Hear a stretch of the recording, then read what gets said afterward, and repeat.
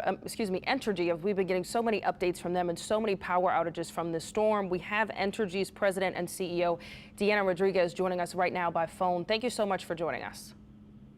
No, thank you for having me. Yeah, we are hearing of a catastrophic situation. We have 850,000 Entergy outages across the state. Tell us what we're looking at here. So what the path to the transmission paths to Entergy New Orleans and to parts of Entergy Louisiana are down. There's 8 paths. Those transmission lines are down, and so we are trying to work around and figure out we don't know why. We don't know exactly what the wind and damage has caused and the rain has caused.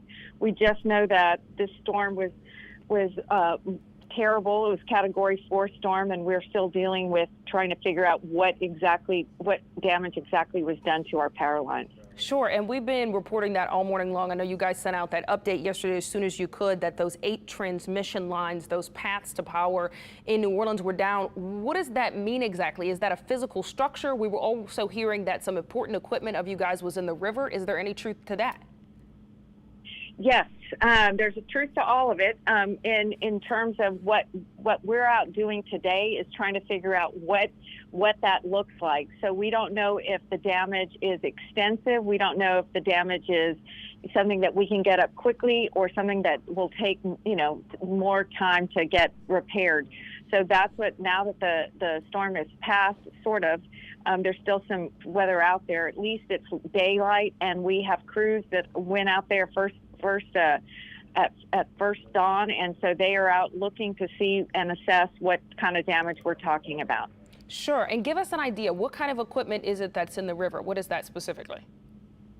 It was a transmission tower, and I think what's important to note, and this is from colleagues of mine that can speak to it probably better than I can, but I do know that we have seen photographs of a huge transmission tower that survived Hurricane Katrina, and this is thousands of pounds of a tower, and it did not make it through Hurricane Ida.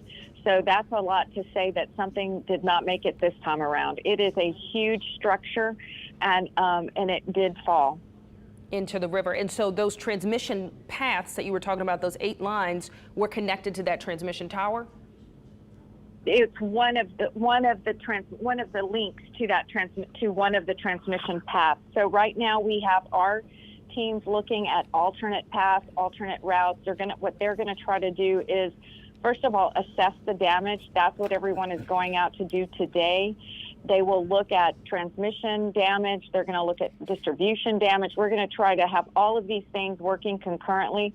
So once we are able to get transmission and power to the New Orleans area, we'll have everything else working in tandem so that we can get distribution lines and people who can take power back up and running. And you mentioned that transmission tower was not even impacted during Katrina. So is this something we've never seen before? Has a transmission tower never been knocked down by a storm? No, I mean, we've seen it before, not this one though. So I guess that's the point, is that it depends on, every storm is different and every path of the storm is different. So it depends on where it lands and the sheer size of the storm and the veracity of the wind. So that's what we're trying to figure out right now. It could be that some of the lines are not damaged as substantially as perhaps that one. But that's what we have to go out and look at. And of course, the big question everyone wants to know this morning, restoration, which I know you probably can't have a firm answer on yet until you guys assess the damage, but can you give us any kind of timeline? Are we talking days here? We've heard some parish officials saying they think weeks. Well, we don't know. And I wish I had a better answer. I'm telling our families and friends are all out there asking us the same question, and sure. I'm telling the public and making sure that everyone knows we are all trying to figure out what we can do. So the first thing that I would ask is for patients to let us go assess the damage as soon as we can get out there. And I've heard a lot of folks on your station already. We're also having to make sure that our guys are safe trying to drive around. We don't want other people out there driving around, because if there are unsafe roads and debris along the roads, we're having to, manage and work around that as well. But let us go assess the damage. That will start this morning, or has started this morning. The more we find out, the more it will lead to other opportunities for us to restore power as quickly and as safely as possible. Hi, this is Eric Paulson. I've got a couple of questions. When you have a big transmission tower like that go down, and you've had them go down before in other places, you were saying, how long does it take to rebuild the tower just like that, just the tower?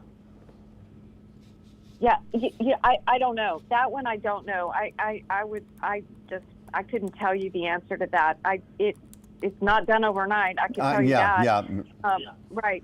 And it should take some time, but that's one tower, and there are other paths. So I guess I would hope that as significant as that appears, I think that really is just an opportunity for us to recognize the severity of the storm, and then we can look at other ways to get power to us. So that's one route. There are 7 other ones.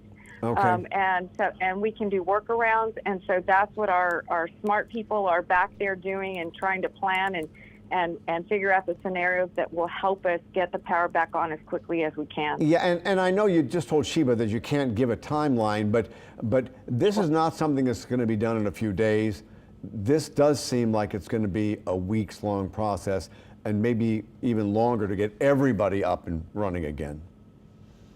Well, we'll get people up as soon as we can. Right, but it'll be sporadic, though. Right, that's right. And I think our first problem, right, is to figure out what that damage is. And then our second problem, our second challenge will be to start addressing how we can get power back up. So once we figure out what the damage is, then we can start tackling it in a way that is productive and safe. There's one other thing I wanted to ask about. I just want one more. Have you ever seen this kind of damage? I mean, this doesn't happen very often. No, it doesn't. And I think that's what everyone, it has to remember, that it is. I'm just praying that people understand, sort of, as they look around their yards and they look at the damage to their homes, and I feel for everyone. And again, just so as a reminder, we all live and work here too. So we have crew out there that are trying to get the lights back on for other people who have sustained damage at their own homes and worried about their families and children. So, I think it's important that we put a human face on all of this. They're just like first responders. And I do want to emphasize that. And so if we can just figure out what to do first and where we can tackle it first, we'll do okay. This has happened, and if everyone remembers, in Lake Charles last year during Hurricane Laura, and it was horrible devastation. The storms are getting stronger and more damaging, and we need to figure that out too. But we ask for everyone's patience. And one thing that you guys sent out in that statement yesterday, you talked about the Sewerage and Water Board and how they were impacted by these power outages. Can you just address that a little bit? Well, sure. Sewerage and Water Board produces their own power. So we serve as a backup to them. So, and then we also served, I guess, as their plan C. We worked with them when they needed backup generators just in case. And so we were able to work through our vendors to get them some backup generators, just like we were able to get some backup generators for some locations here. We're going to work on more of that. We work as a partner to them, and it's a good thing that I think they're at about 80%, but that's a whole different utility, and we're sustained a lot more damage than they did. So we're hoping that we can continue to help serve the city as best we can. Okay, and so just to be clear, right now you guys are still providing that backup power to the Sewage and Water Board. We brought in backup generators to them. So, right. So we don't have any power coming into the city, and so we are not providing backup. They're okay for now, and we have to work together and make sure that we're closely aligned. So as soon as we can get our power back to them and back to everyone in the city, then we'll be double and triply provided for.